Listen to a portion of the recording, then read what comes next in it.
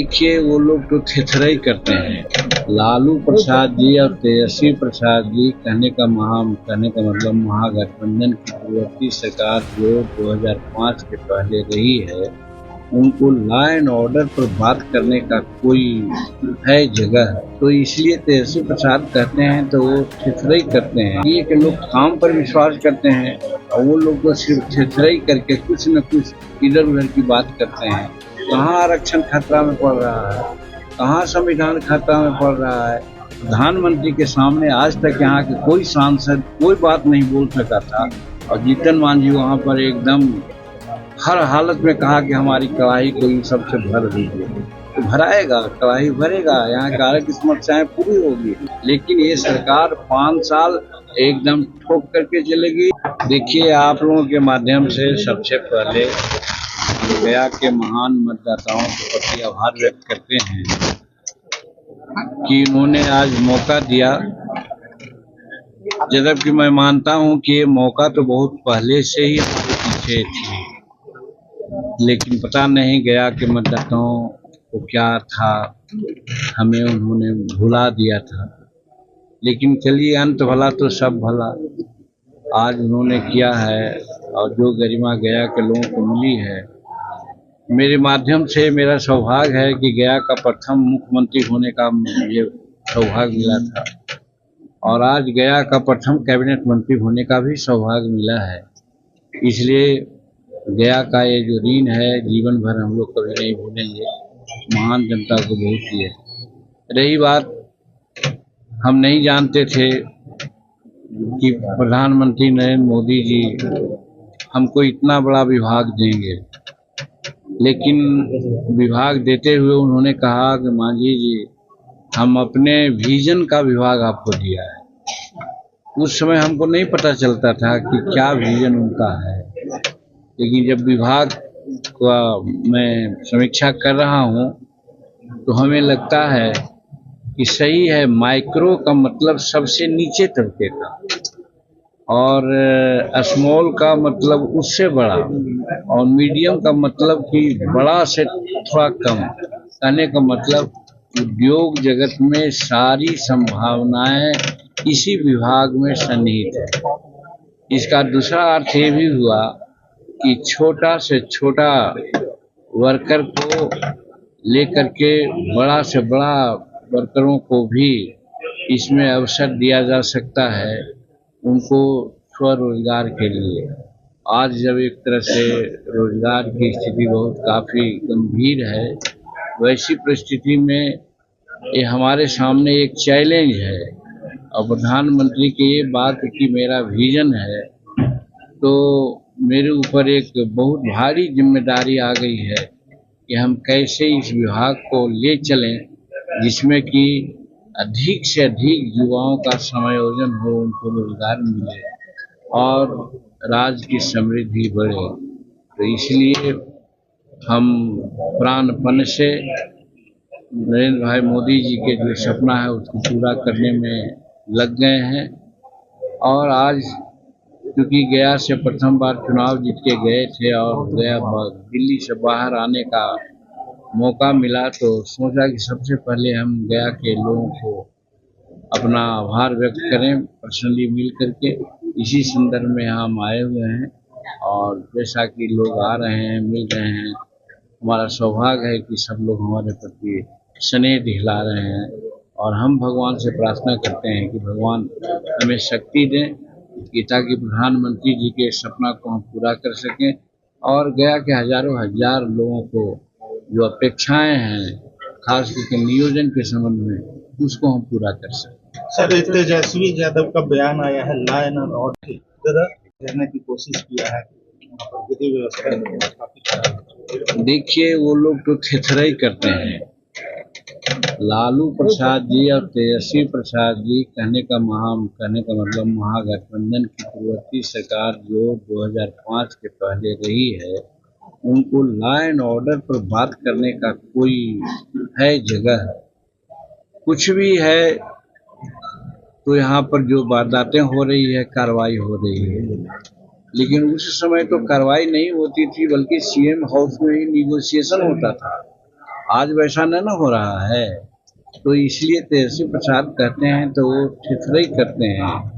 अभी पुराने ज़माने का 2005 के पहले का जो लॉ एंड ऑर्डर था, जंगल राज था, उस चीज़ को याद करते हैं तो सब लोगों का रोआं कांप जाता है। अभी हमारे यहाँ वो स्थिति आने का कोई सवाल ही नहीं उठता है। ऐसे जनसंख्या बढ़ी है, छिटपुट घटनाएं घटती है। घटनाएं घटनी एक बात है, लेकिन उस पर त्वरित कार्रवाई होना भी दूसरी बात है। आज जो भी घटनाएं घट रही है वो त्वरित कार्रवाई करके उसको जो उचित कार्रवाई होती है। इसलिए लॉ एंड ऑर्डर की स्थिति बहुत खराब है, सो नहीं कहा जा सकता। इंद्रेश जी आरएसएस के जयपुर में बोले हैं कि अहंकार के वजह से नाम नहीं लिए हैं पार्टी के, लेकिन भाजपा की ओर इशारा किए हैं अहंकारी। क्या है अहंकारी बताए हैं? आज सवाल है कि भाजपा सिर्फ नहीं लड़ रही थी, महागठबंधन के लोग लड़ रहे थे। महागठबंधन को एब्सोल्यूट मेजोरिटी आई है, निर्दलीय वगैरह मिलाकर आज 300 से पार हमारी संख्या वहाँ हो गई है। सरकार बहुमत की चल रही है। इसमें अहंकार और दुअहंकार की बात कहाँ आती है? हाँ, अहंकार की बात होती कि हम 100 के नीचे आते तो एक बात भी थी। हम काफ़ी संख्या में हैं, हमारी सरकार बन गई है।